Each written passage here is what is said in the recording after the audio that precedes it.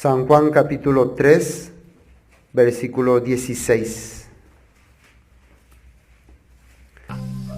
Porque de tal manera amó Dios al mundo, que ha dado a su Hijo unigénito, para que todo aquel que en él cree no se pierda, sino que tenga vida eterna. Porque no envió Dios a su Hijo al mundo para condenar al mundo, sino para que el mundo sea salvo por medio de él. El que en él cree no es condenado, pero el que no cree ya ha sido condenado, porque no ha creído en el nombre del unigénito Hijo de Dios.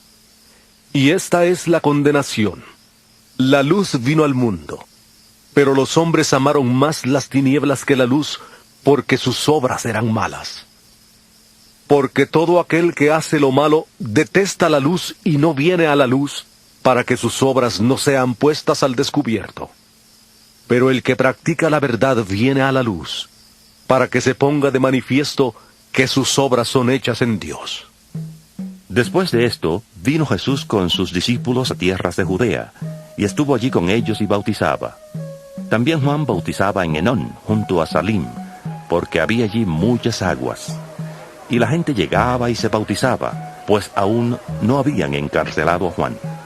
Entonces se produjo una discusión entre los discípulos de Juan y algunos judíos acerca de la purificación. Y vinieron a Juan y le dijeron: Rabí, el que estaba contigo al otro lado del Jordán, de quien tú diste testimonio, él también bautiza, y todos van a él. Respondió Juan: No puede el hombre recibir nada menos que le sea dado del cielo. Vosotros mismos me sois testigos de que dije: yo no soy el Cristo, sino que soy enviado delante de él. El que tiene a la esposa es el esposo, pero el amigo del esposo, el que está a su lado y le oye, se goza grandemente de la voz del esposo. Por eso mi gozo está completo. Es necesario que él crezca y que yo disminuya. El que viene de arriba está por encima de todos. El que es de la tierra es terrenal y habla de cosas terrenales. El que viene del cielo está por encima de todos. Y de lo que ha visto y oído testifica, pero nadie recibe su testimonio. El que recibe su testimonio, ese atestigua que Dios es veraz. Porque aquel a quien Dios envió, las palabras de Dios habla. Pues Dios no da el Espíritu por medida.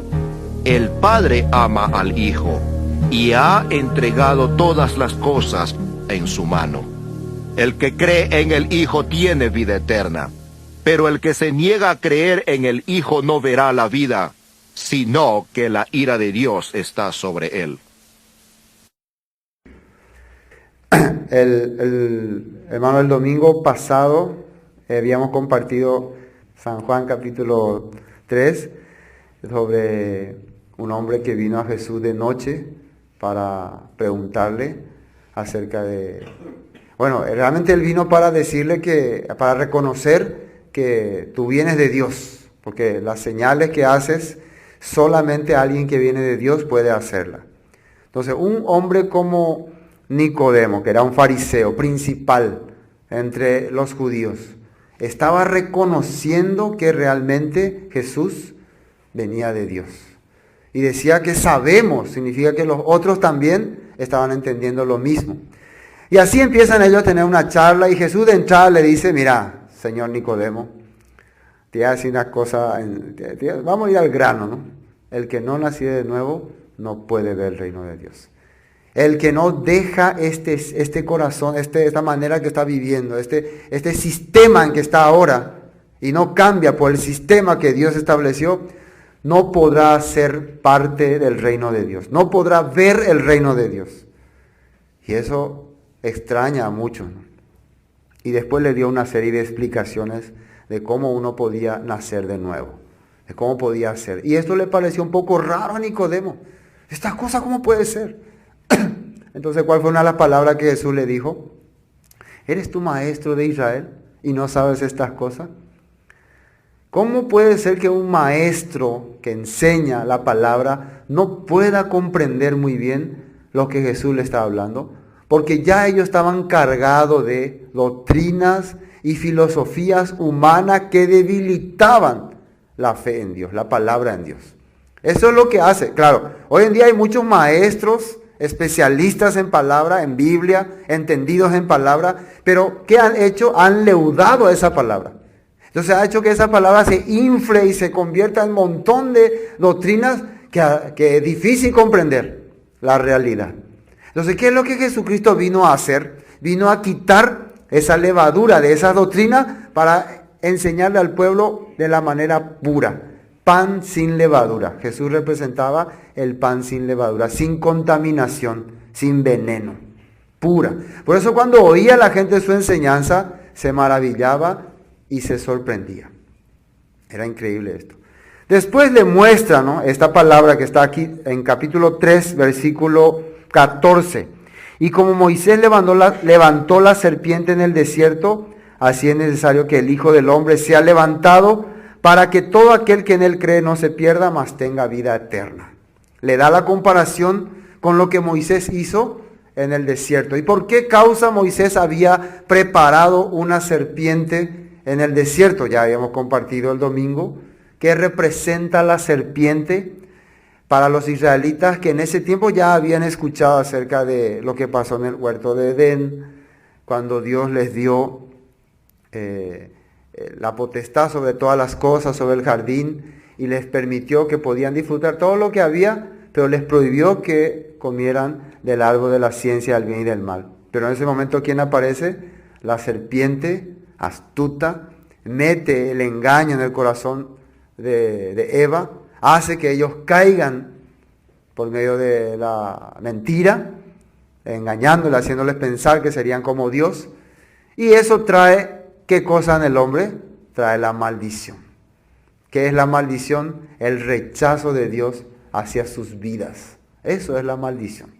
Cuando ustedes encuentren la palabra maldición en cualquier parte, quiere decir que Dios los ha rechazado. ¿Por qué? Por su desobediencia. La desobediencia produjo maldición. Entonces, cuando ellos ven la serpiente ahí colgado, ¿qué es lo que le viene en la mente? Porque dice que todo aquel que mire significa observe o atienda o medite, va a ser curado. Van a ver su maldición, van a ver la maldición. ¿Y qué es lo que van a empezar a meditar? Al ver qué es lo que van a meditar, ¿por qué viene la maldición a nuestras vidas? ¿Qué es lo que trae la maldición a nuestras vidas? ¿Qué es lo que trajo la serpiente a la vida de los hombres desde el principio? ¿Por qué trajo la maldición? ¿Por qué causa? La desobediencia. Por cuanto obedeciste a la voz de tu mujer y no hiciste lo que yo te mandé, maldita será la tierra por tu causa. Entonces ahí ellos se dan cuenta, eso es lo que traía la maldición, el habernos rebelado contra Dios, el haber menospreciado a Dios, trajo la maldición. Entonces al darse cuenta ellos de qué es lo que hicieron mal, entonces, ¿qué están haciendo? Están arrepintiéndose, están regresando a la verdad. Entonces nosotros para tener vida, para volver a tener vida, ¿qué necesitamos? Volver a la verdad, volver a la palabra, y en ese momento desapareció la picadura, iba desapareciendo. ¿Y qué le hace entender? Esto es lo que está escrito en Números. ¿Qué es lo que le quiere hacer entender Jesús a Nicodemo? El pueblo ha caído también en maldición. La nación de Israel ha sido maldecida por causa de que se ha apartado de la palabra de Dios. Pero así como Moisés levantó la serpiente para que el pueblo medite, para que el pueblo considere, así también el Hijo del Hombre va a ser levantado, para que todo aquel que en él también medite, vea, crea, no se pierda, mas tenga vida eterna, para que vaya desapareciendo de sus corazones esa maldición. ¿Y cómo es que Dios le hace entender a ellos ese punto? Quiero mirar una parte de la Biblia para entender esta maldición, cómo llegó a los hombres. Primero Deuteronomio, capítulo 28. Deuteronomio, capítulo 28. ¿Qué dice la Biblia acerca de estas maldiciones?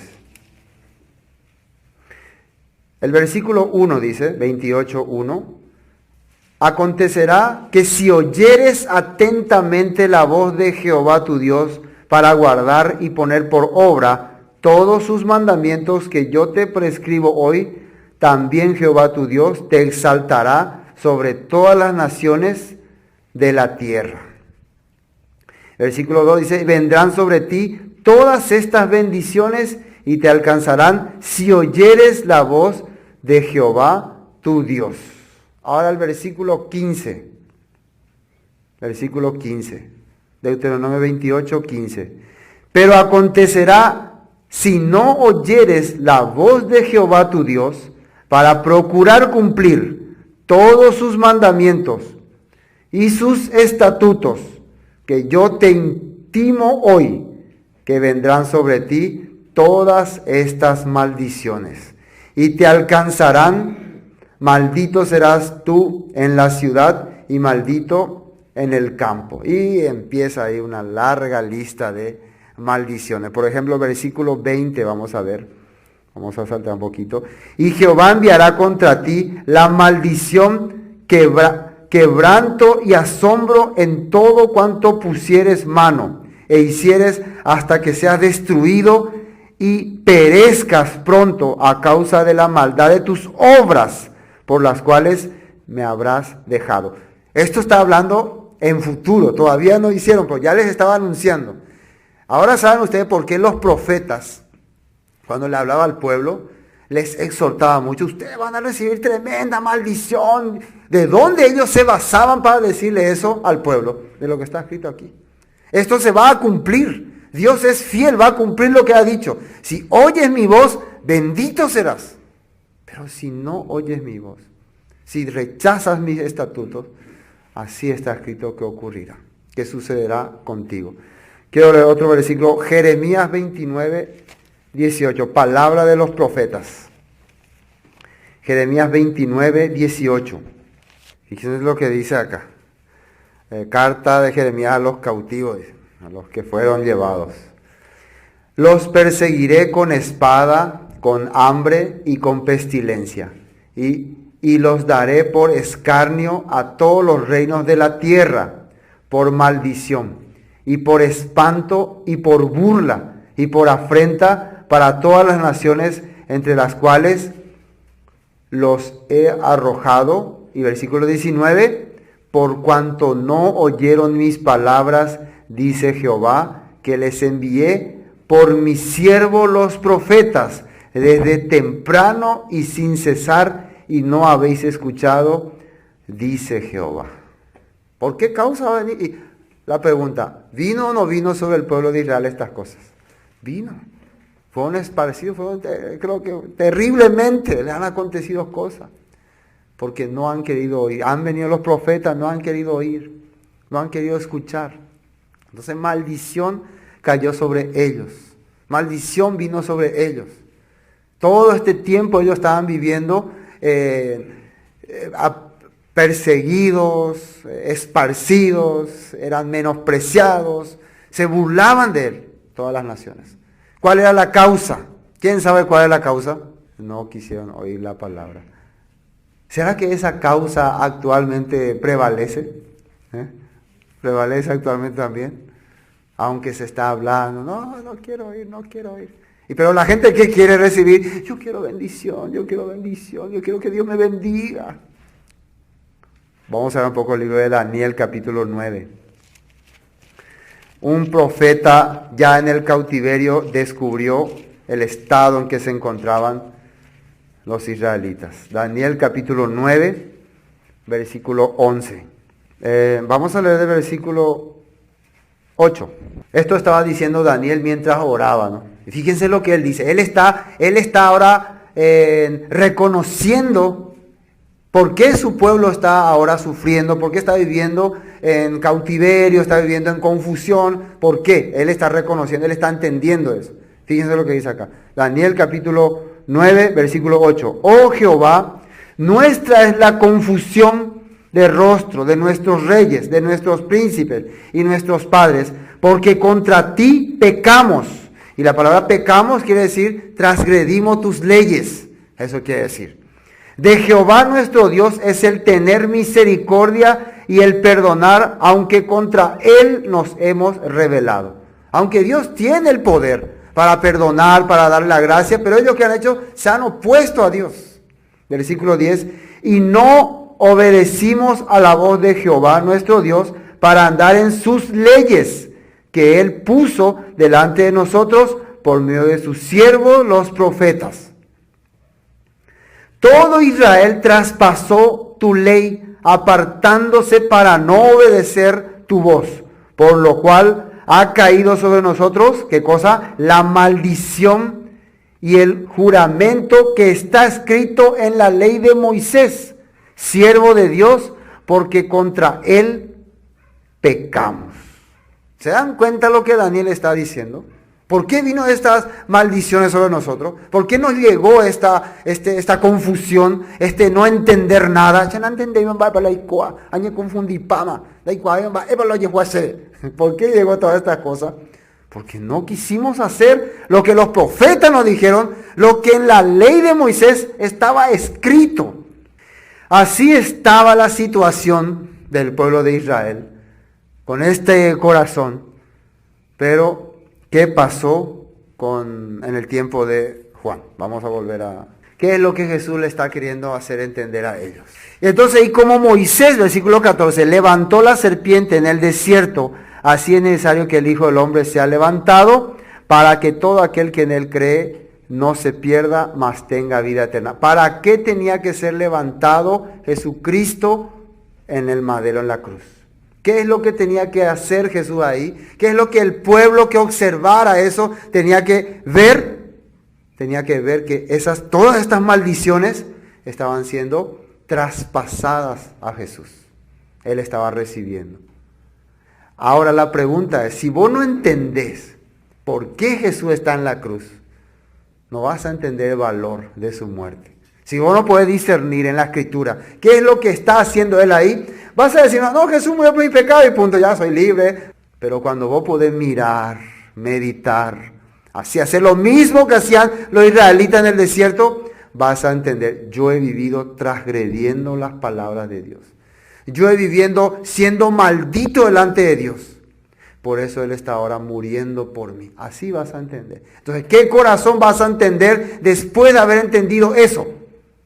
¿Qué corazón vas a tener? Con Cristo estoy juntamente crucificado, dijo el apóstol Pablo. Y ya no vivo yo, sino vive Cristo en mí, dice. Y lo que ahora vivo en la carne, lo vivo en la fe del Hijo de Dios, el cual me amó y se entregó por mí. Ese es el corazón que va a tener alguien que medita en la cruz de Jesucristo. ¿Qué está escrito en Gálatas capítulo 3? Gálatas capítulo 3, versículo 13. Gálatas 3:13. Cristo nos redimió de la maldición de la ley, hecho por nosotros maldición, porque escrito está, maldito todo aquel que es colgado en un madero. Entonces cuando vos estás mirando ahí a Jesucristo en la cruz, padeciendo, ¿qué es lo que está viendo? Está viendo todas esas tus transgresiones, tu desobediencia cargada en Él, transferida en Él. ¿Eso está viendo o no?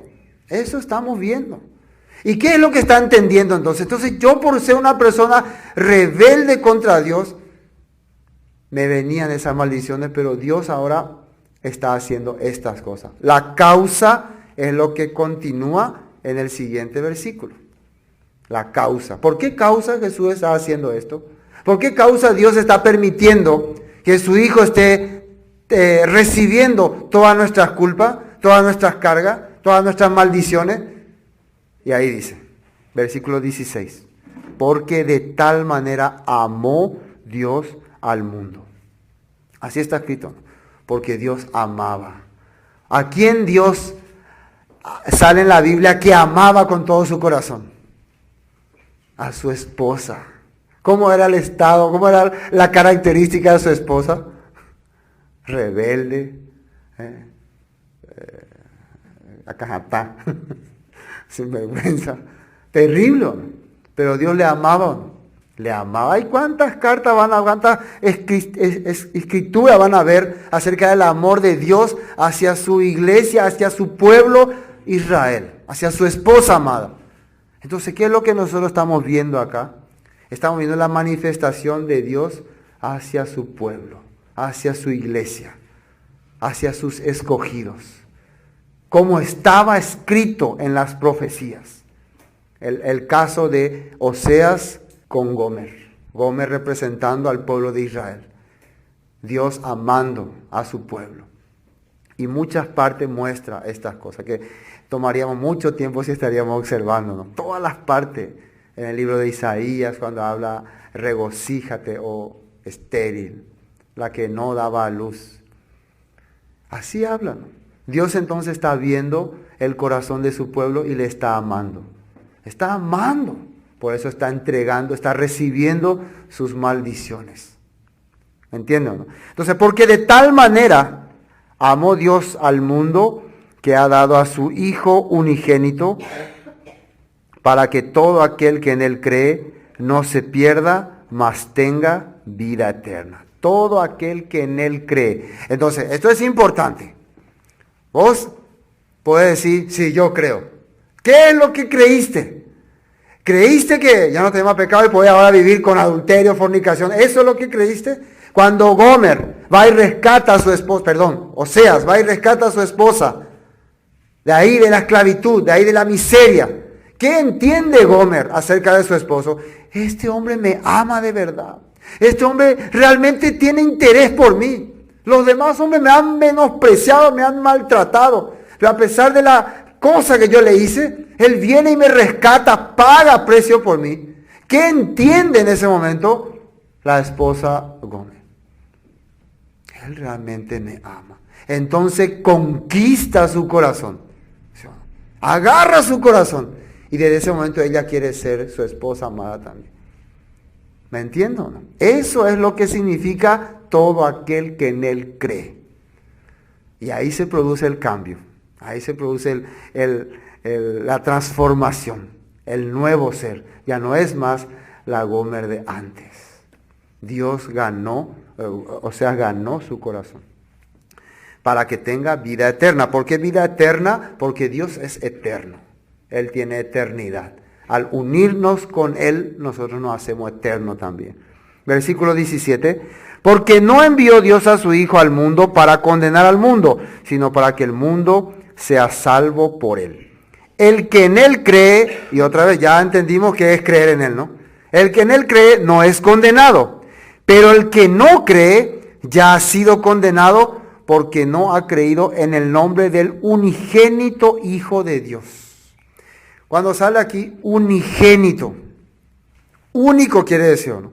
Significa que entre Dios, el Padre, y su Hijo hay una única relación que no hay con ninguna otra persona, de ningún otro ser, ni con ángeles, ni con... Él y su Hijo son superiores, a eso se está refiriendo, ¿no?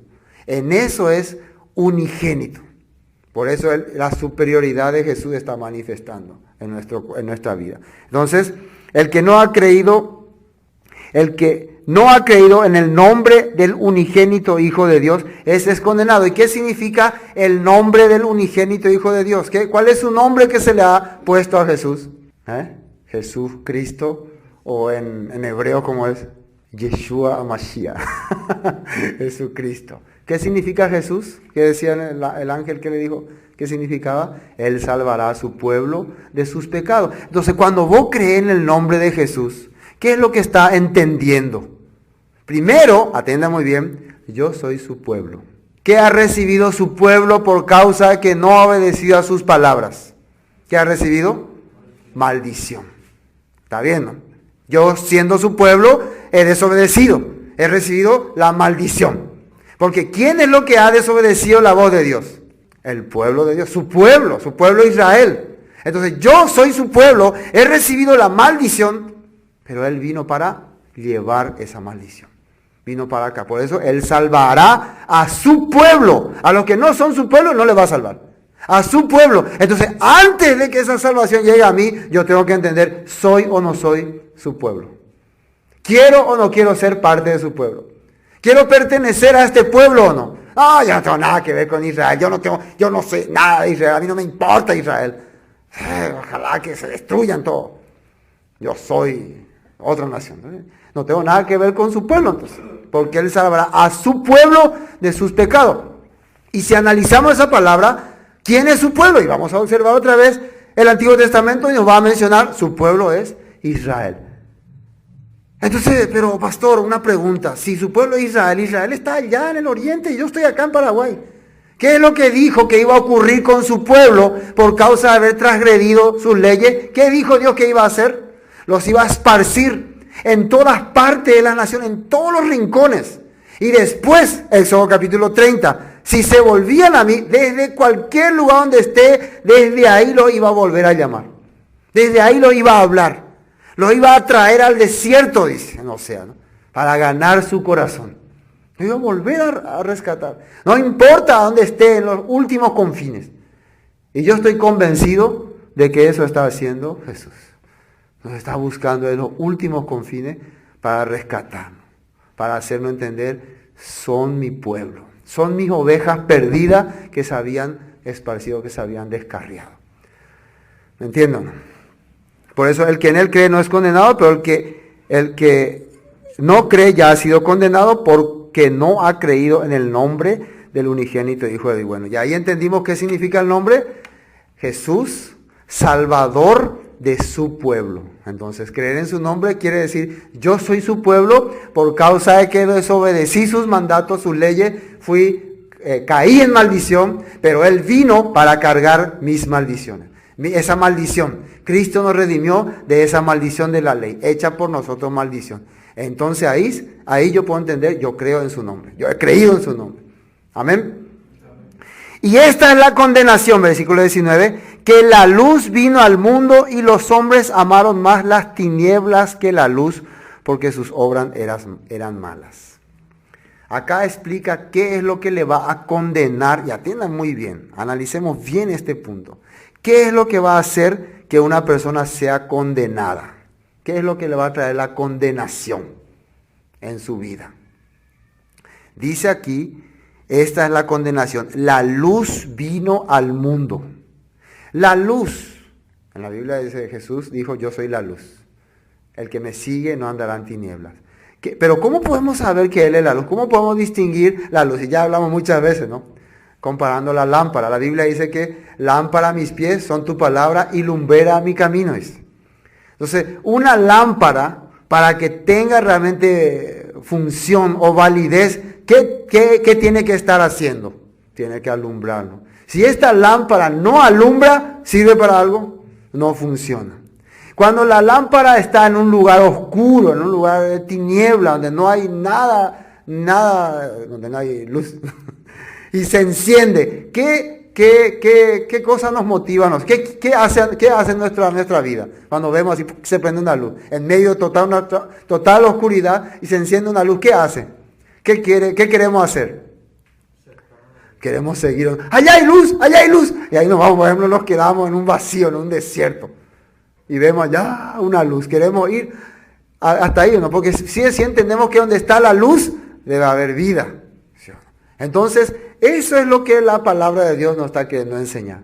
Si una persona, entonces, tiene vida, tiene que manifestarse, ¿no? Tiene que alumbrar, ¿no?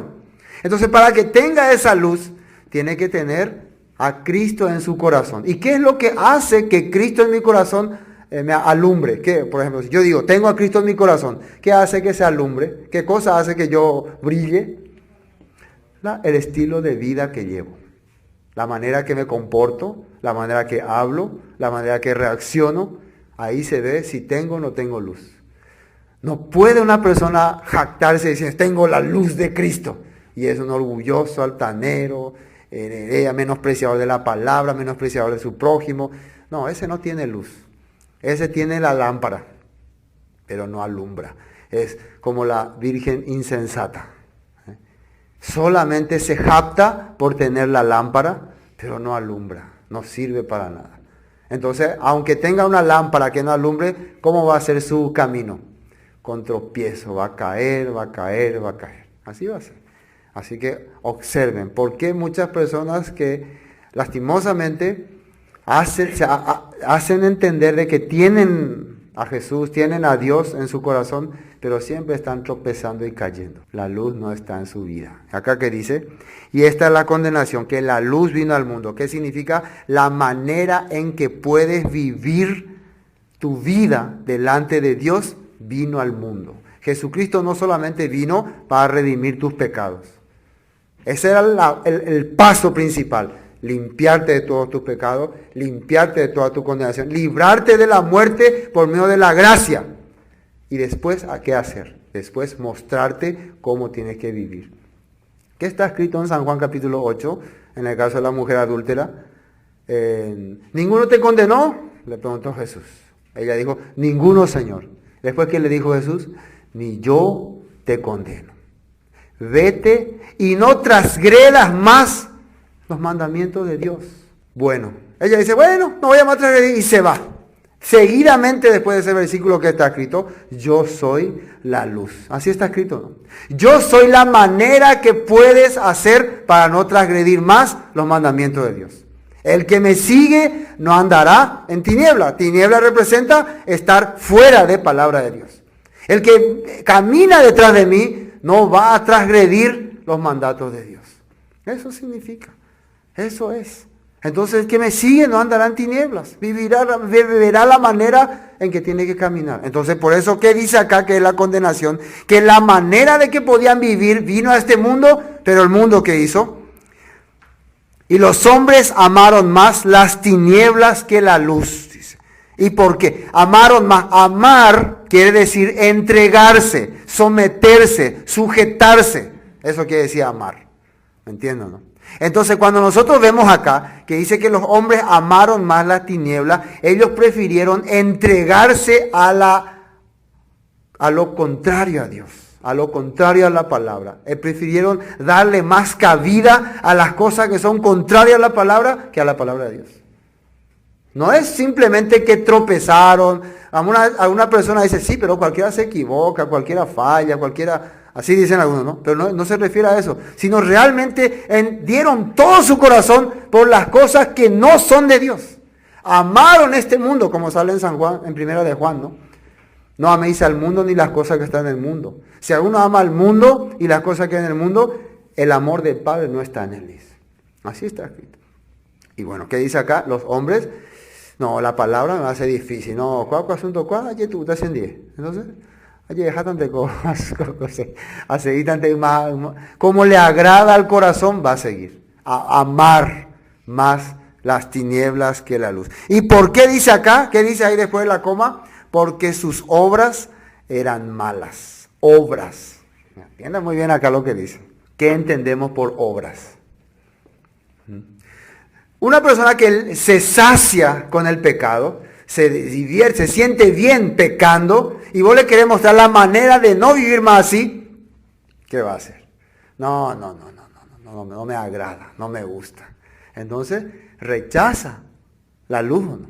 Aparentemente, acá esta persona aceptó, sí, Jesús de tal manera amó al mundo, aleluya, alabado sea el Señor, Dios murió por mis pecados. Hasta acá estaba todo bien, pero a la hora de mostrarle cómo tiene que vivir, cómo tiene que caminar, él amó más el mundo, porque sus obras eran eso. Significa que él no había caído, él no estaba viviendo realmente en tropiezo, no estaba sintiendo la maldición en su vida. Al contrario, él se sentía bien así.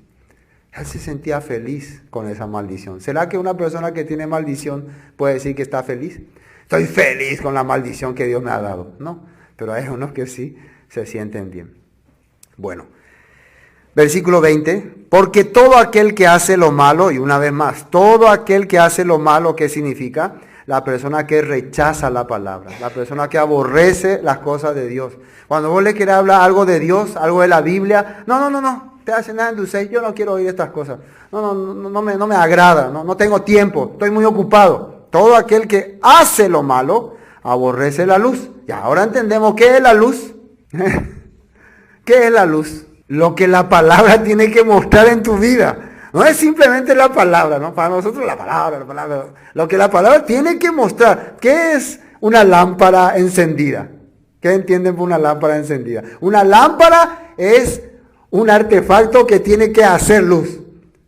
¿Me entiendo, no? Pero si no hace luz, entonces por más que es una lámpara, no cumple su función. Entonces, si realmente yo soy lámpara de Dios, tengo que mostrar luz o no. ¿Me entiendo o no?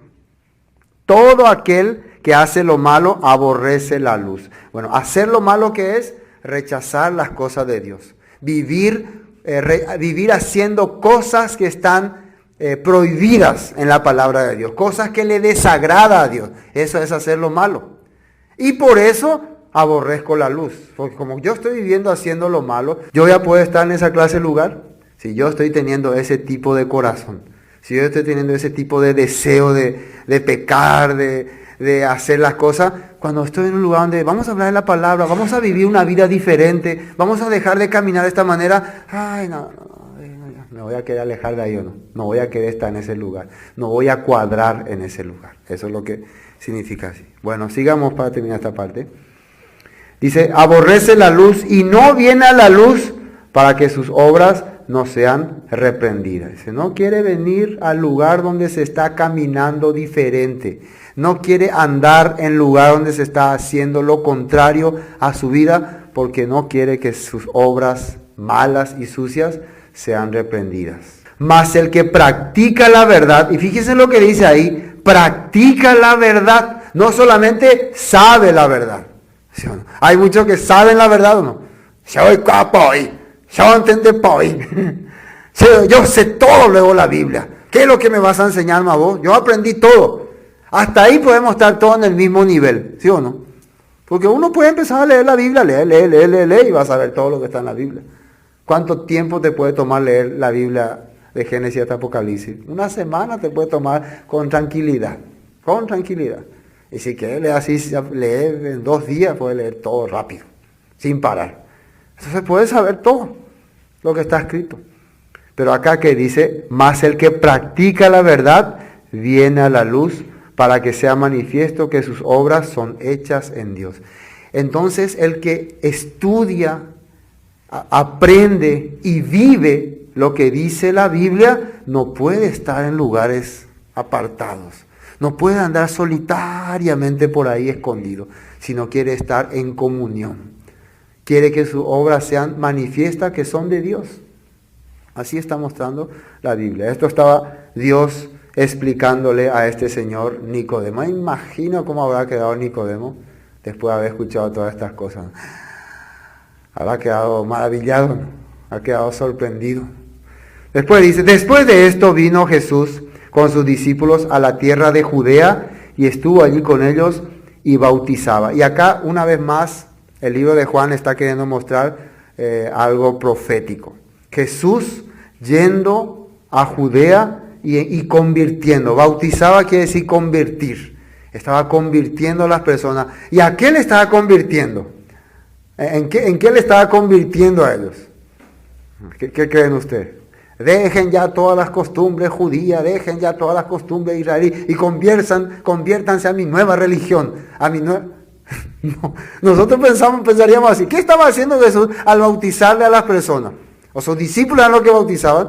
Ellos estaban volviendo a la escritura original, a la manera original de lo que estaba escrito, saliendo de las costumbres precisamente, de las tradiciones, de la ideología, de los pensamientos humanos y volviendo a lo que la escritura dice. Hoy en día las conversiones generalmente ¿para qué son?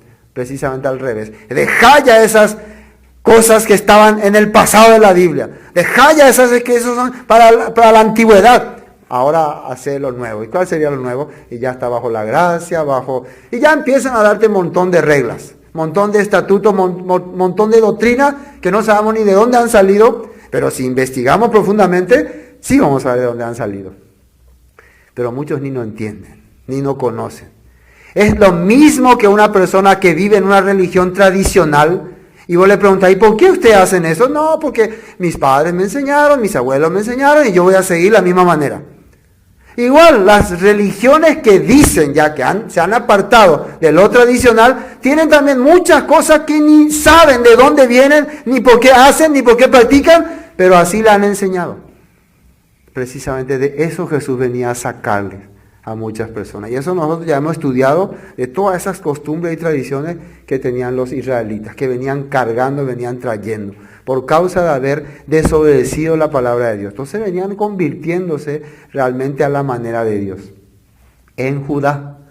Y dice ahí, y Juan bautizaba también en Enom, junto a Salim, porque había allí muchas aguas, y venían y eran bautizados. Este lugar, Enom y Salim, según algunos comentaristas profesionales, ¿no?, dicen que es en la región del norte de Israel, hacia el norte, hacia arriba, hacia ese lugar Juan estaba. ¿Qué estaba haciendo también Juan? Convirtiendo. Entonces, proféticamente, ¿qué es lo que nosotros podemos ver acá?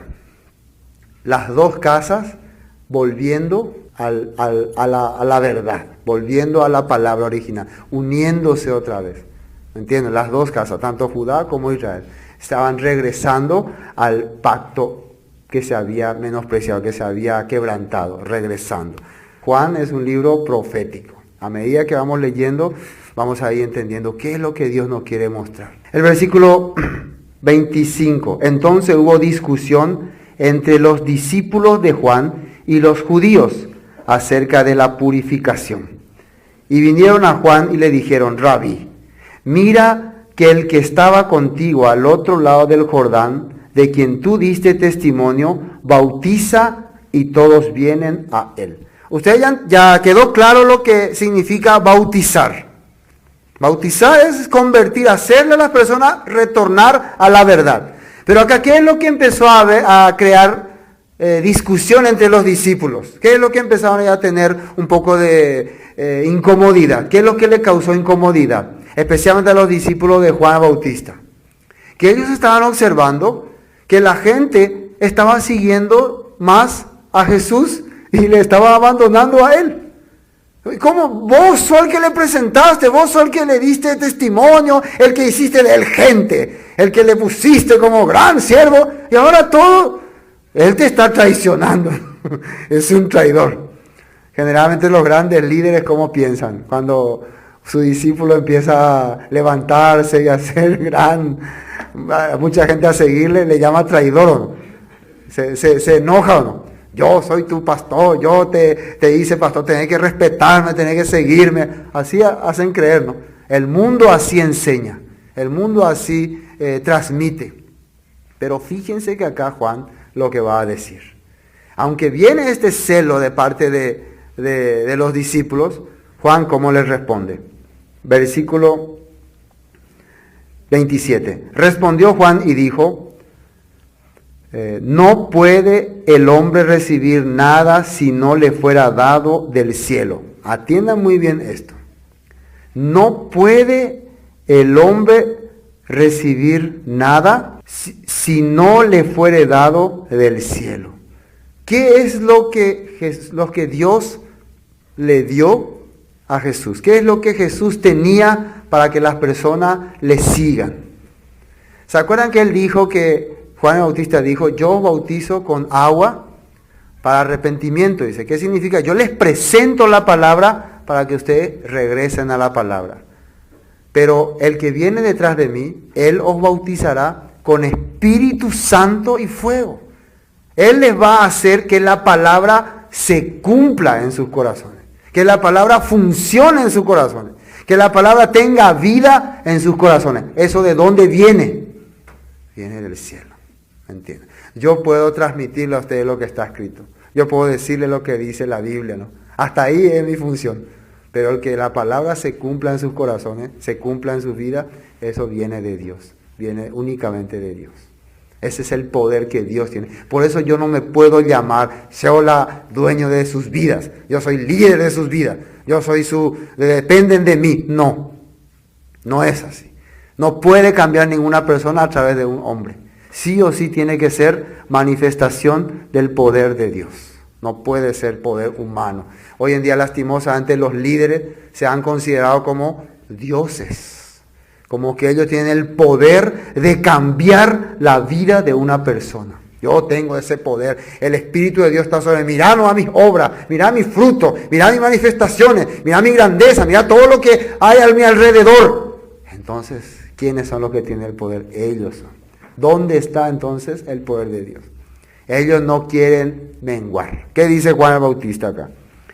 Vosotros mismos, versículo 28, me sois testigos de de que dije, yo no soy el Cristo, sino que soy enviado delante de Él. Él está recordando, ¿se acuerdan que yo le dije, yo no soy el Cristo? Aunque todos ustedes pensaron, tú eres el Cristo, porque las manifestaciones que Juan hacía eran similares a las que el Cristo haría. Él predicaba la palabra, él llamaba al pueblo, venían de las provincias del alrededor de Jordán, de Judea, de todas partes venían a él, y él les enseñaba la palabra y ellos se arrepentían y cambiaban sus corazones y dejaban esa vida.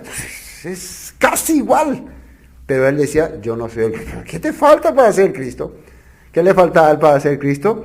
Le faltaba tener la misma eternidad que tenía el Cristo con Dios. Le faltaba ser unigénito, le faltó muchísimas cosas. Yo no soy digno ni de desatar sus sandalias. Juan entendió, yo no soy eterno. El Hijo de Dios es eterno. Él estaba desde el principio.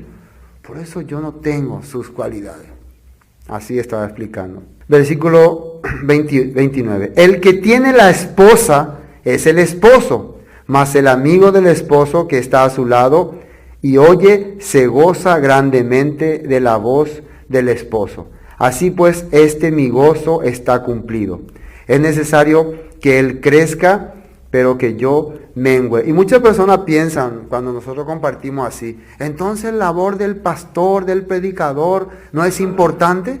Entonces, ¿para qué vamos a venir al culto? ¿Para qué vamos a escuchar la palabra de Dios? O sea, cada cual nomás en su casa ahí, así piensan, ¿no? Acá está diciendo el gozo del amigo. O sea, la posición de un pastor actualmente en este mundo es igual que la posición de un perro pastor.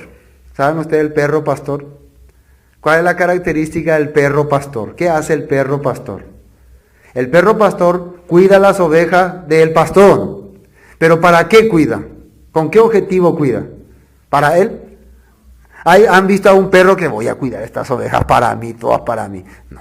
Él solamente cuida las ovejas para su amo.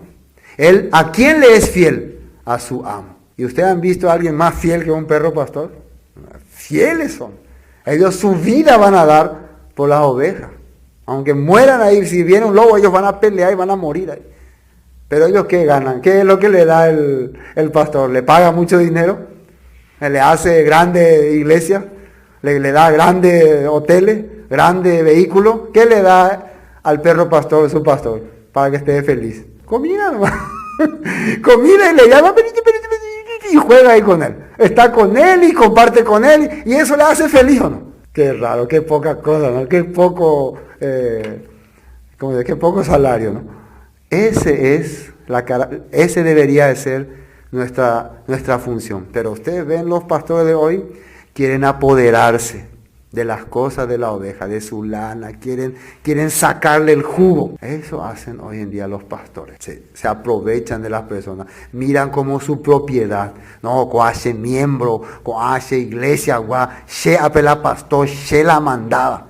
Ani que pejendu otro, sheja ante pejendu aná. Lo que yo digo nada más tienen que escuchar.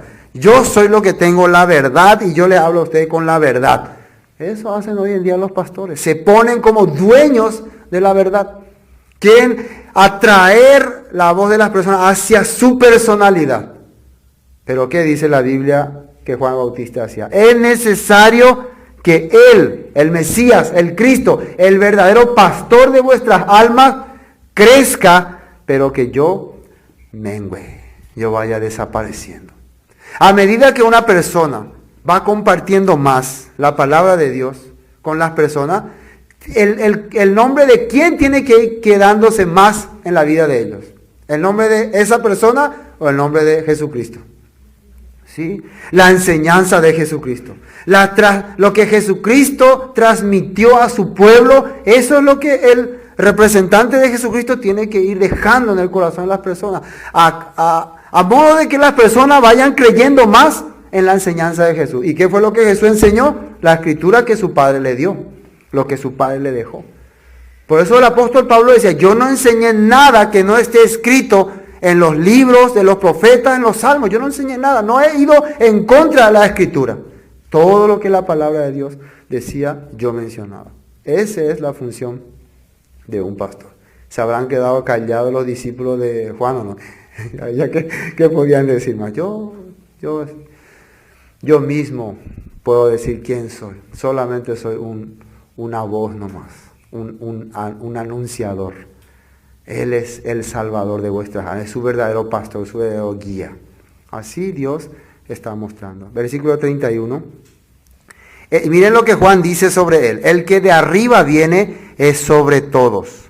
El que es de arriba, el que es de la tierra es terrenal y cosas terrenales habla.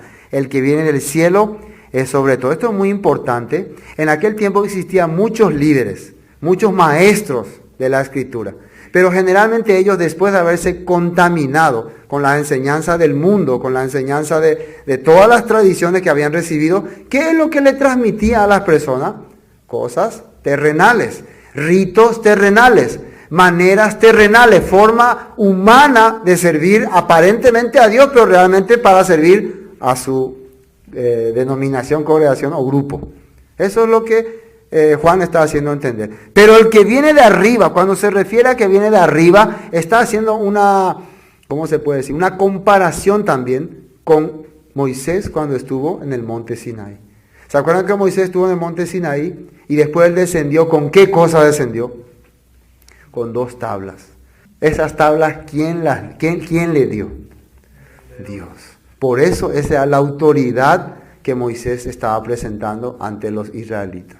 Es la autoridad de Dios. Pero ellos, ¿qué hicieron? Rechazaron, menospreciaron. Y dice que sus corazones se volvieron a Egipto, dice, en Hechos capítulo 7. No, queremos regresar al mundo.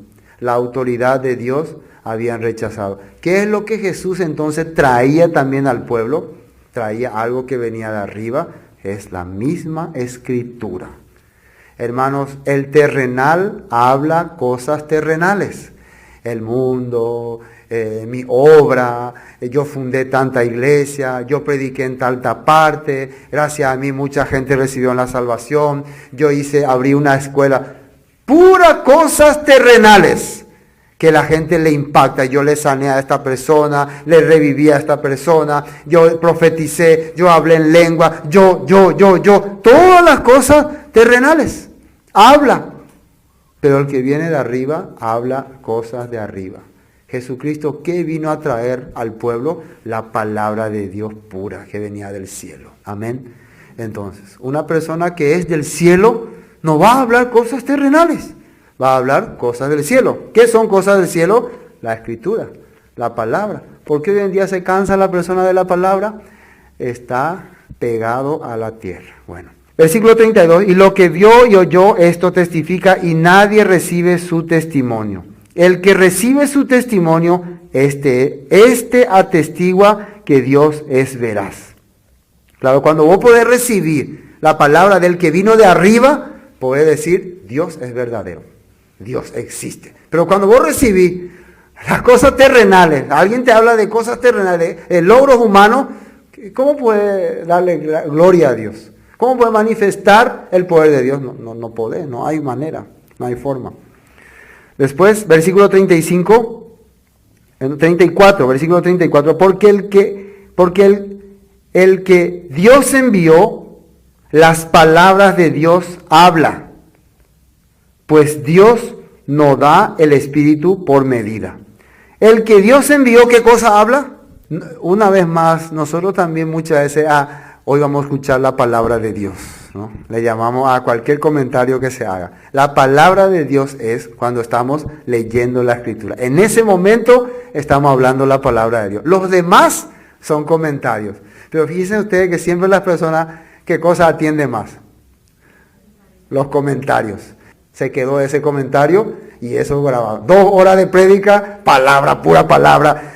Alguien y eso se quedó en la mente de ellos. Él está menospreciando a una persona que... No, aunque puede ser que el comentario haya estado fuera de lugar, que se haya dado así, pero lo que tiene que quedar en nuestro corazón es cuando leíamos esa palabra. Esa escritura es lo que tiene el poder en el corazón de las personas. O de la misma forma, la pasada cuando el pastor habló acerca de ese señor que le dolía, me llegó a mi corazón y me quedó en mi corazón. Está bien, ¿no? un comentario, un mensaje. Pero realmente lo importante de lo que hemos tocado es lo que estaba escrito. Eso es lo que tenía que quedarse ahí en la mente, en el corazón. Pero los comentarios quedan en primer lugar. Eso es triste hoy en día. Por eso nosotros vemos, mayoría de servicios lastimosamente están llenos de comentarios. Muchos comentarios y 2, 3 versículos para acompañar, como ensaladita, ¿no? Hay un versículo y le acompaña. Y no es más lo que Dios busca. El que es enviado por Dios, las palabras de Dios habla. Y esa palabra queda grabada en mi corazón. Amén. Versículo 35. El Padre ama al Hijo y todas las cosas ha entregado en su mano. Y miren lo que dice el 36 para terminar. El que cree en el Hijo tiene vida eterna. Esto Juan el Bautista está mencionando. El que cree en el Hijo va a tener la vida eterna. Y otra vez, ¿qué es creer en el Hijo? ¿Cómo uno puede creer? Primero, su nombre significa Él es Salvador de nuestro pecado. ¿Con qué objetivo Él vino a este mundo? ¿Con qué objetivo Él caminó 3 años y medio antes de morir en la cruz por nuestros pecados? Para dejarnos su enseñanza, su palabra. Amén. Para mostrarnos la manera en que podíamos servirle a Dios. La manera en que podíamos caminar hacia Dios. Esta persona tiene vida eterna. Porque ¿qué es la vida eterna? ¿En dónde está la vida eterna? En las palabras. ¿Qué fue lo que Moisés recibió del monte Sinaí? Palabras de vida que darnos, dice. Palabras para que vivamos, para que tengamos vida. Hermano, el objetivo por el cual nosotros nos reunimos, aprendemos la Biblia, estudiamos la Escritura, ¿cuál es? ¿Queremos vida o no? ¿Queremos seguir, continuar la vida o no? No hay otro objetivo. Yo no sé si hay otro objetivo. No, yo quiero vivir bien en este mundo, quiero que me vaya todo bien, quiero que progresar en todas las cosas. Sí, pueden ser estas cosas. Esos son motivos para buscar la vida. Porque yo quiero caminar más seguro delante de Dios para obtener esta vida. Nosotros eso es lo que buscamos. Eso es lo que pretendemos. La vida eterna. Porque cuando termine todo este sistema de cosas, Dios va a continuar, ¿no? Él va a terminar también aquí, se acabó todo ya, ¿no? Todas las cosas se acabó. Pero Dios va a continuar, ¿no? Sí, Él no va a parar. Porque llega su reino celestial. Entonces, ¿quiénes pueden continuar con Él? Los que tienen vida. ¿Y qué es lo que nos da la vida? Su palabra. Las palabras que yo he hablado son espíritu y son vida. Amén. Entonces, ¿qué dice acá? El que en Él cree, el que cree en el Hijo, tiene vida eterna. Pero el que rehúsa creer en el Hijo, no verá la vida, sino que la ira de Dios está sobre él. Rehúsa. ¿Qué significa esto? A pesar de que ya se le mostró todo, se le enseñó todo, se le dio todas las posibilidades, igual rechaza. Este no quiere decir a alguien que nunca se le habló, nunca nadie le dijo. Por eso muchas personas piensan, ¿no? ¿Y qué pasará de esa persona que nadie le habló? Que nunca oyeron, ay, me preocupa mi corazón esa persona. No, no te vayas a preocupar de ellos. Preocúpate por vos que ya escuchaste, que ya entendiste, que ya Dios te habló. ¿Qué está haciendo? ¿Está creyendo o está rehusando a creer? ¿Está queriendo rechazar su palabra? Vos tenés que preocuparte. Porque ¿quién se tiene que preocupar por ese que todavía no escuchó? Dios. Así como Dios se preocupó por nosotros, como Dios pensó en nosotros, Él está pensando también por los demás. No piensen que Él se está olvidando de las personas. Ninguna persona va a ir a una condenación injustamente. Acá dice, el que rehúsa creer en el Hijo no verá la vida. No verá la vida, sino que la ira de Dios está sobre él. La maldición. Maldición significa rechazo. Rechazo de las cosas de Dios. Bueno, gracias a Dios, hoy